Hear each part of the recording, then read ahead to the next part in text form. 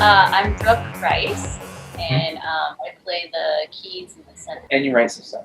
Yeah, writer. Yeah.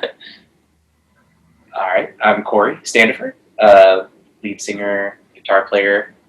Write the music, and we do all the mixing and recording in-house and mastering. Who does it? Yeah. I'm Jacob Kozlowski, and I play drums. We started because Corey and we met working in a music shop together, bonded over some similar music tastes. 6 months later, we're jamming, it's going well. We had a guitar player. Brooks starts playing keys with us and writing material. Had a bass player, and that was it. That was March 2018. After that, really quickly after that, we were playing shows in Indianapolis. And, you know, that's it. Basically started when I was kind of getting out of metal. I was a huge metalhead, playing in metal bands and stuff. But somehow I ended up liking King Gizzard and the Lizard Wizard. I hated their kind of older stuff, and then they put out this album called Nonagon Infinity, which drove me to just dive heavily into psychedelic rock, new and old. And with that being said, I was like, I'm going to try writing this kind of stuff, because I tried writing so many different styles and I only got so far. And so I gave it a try, and it was okay. There's no rules in psychedelic music, and so it's really liberating. I think that's why it just has formed into what it has, because we just don't follow any rules. Yeah. So it's good. Yeah, and we can like bring all that weirdness that we're, that's really deep inside of us out in a way. Yeah.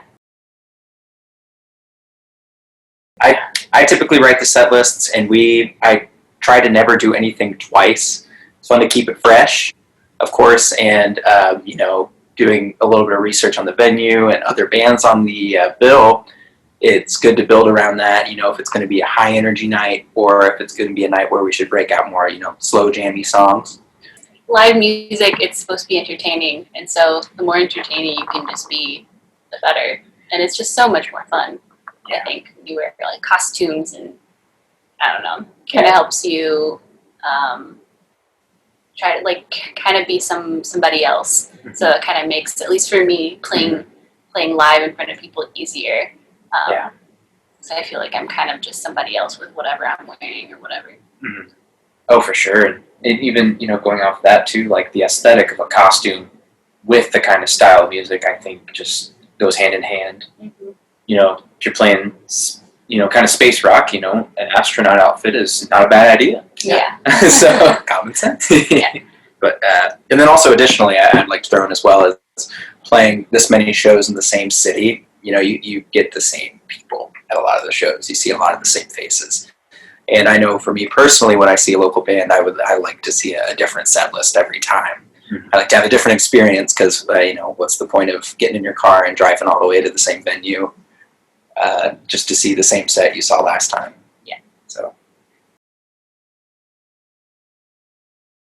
So Indianapolis is obviously strange, like the rest of the world at the moment, because of the pandemic. Before the pandemic, though, it was really fun. And, we've only been a band for a couple years, actually, like in the gigging circuit.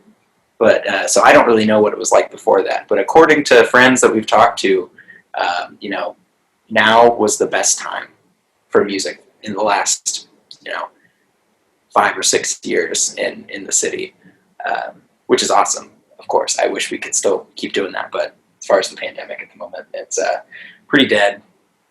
Yeah. Yeah, just to tour, I think for me personally, just to tour out of the States. That's what I would say. And then, of course, have at least a few albums in your pocket too, in our pockets. I really just want a lot of people to sing along and dance really hard to the music. Yeah. I want them to dance how I feel like I'm dancing in my head. I really want to see that. Of course, tour just to see new places and meet new people.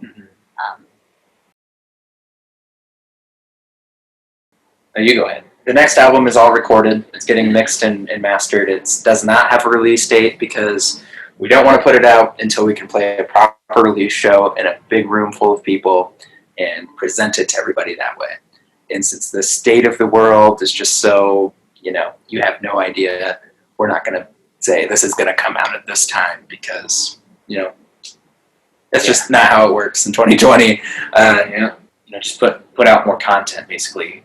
Whether that's a goofy YouTube video or a single or some kind of merchandise. Want to just all say it together or individually? Well, thank you for listening. If you listen, thank you so much. Yeah. This is the coolest. We won't stop getting weird. We won't stop getting wild, and we won't stop getting wet. And we hope you stay weird with us. Yes. Because it's very important to also express yourself and just try to pry it open a little bit every once in a while, at least. I mean, it makes you happier. Yeah. And I think that's really important. So. Keep it weird, Korea. Keep it weird. Yeah, keep it and weird. Keep listening to music. It's very important. Yeah.